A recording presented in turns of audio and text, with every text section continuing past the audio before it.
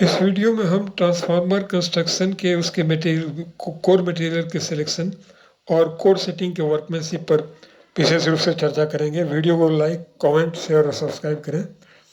Transformer का total loss यदि 100 वाट है तो उसमें 25 वाट से 35 वाट के करीब का लॉस सिर्फ ट्रांसफार्मर के कोर में होता है। ट्रांसफार्मर पर हम व्यापक रूप से अपने घरेलू उपयोग और औद्योगिक उपयोग के लिए निर्भर हैं।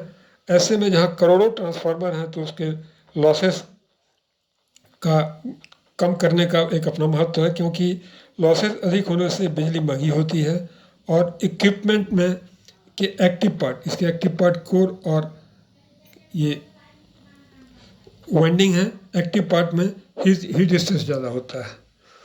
तो पहले जहाँ सॉलिड कोर का उपयोग होता था और सॉफ्ट आयरन कोर का उपयोग होता था, तो पाया गया कि कोर स्टैंपिंग के बाद इसका hysteresis loss, eddy current loss घटाया जा सकता है। तो अब जो कोर हम उपयोग कर रहे हैं उस पर हम धीरे एक एक करके चर्चा करेंगे।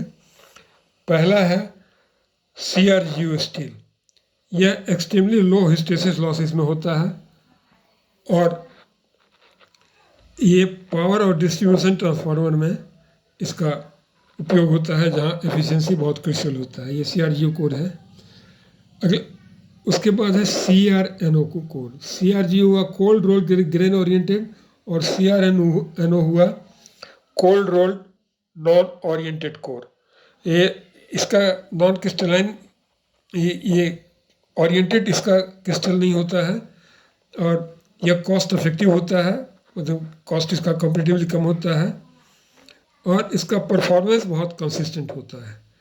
यह मोटर, जनरेटर या स्मॉल ट्रांसफार्मर में इसका उपयोग होता है। अगला है एमॉर्फस कोर ट्रांसफार्मर।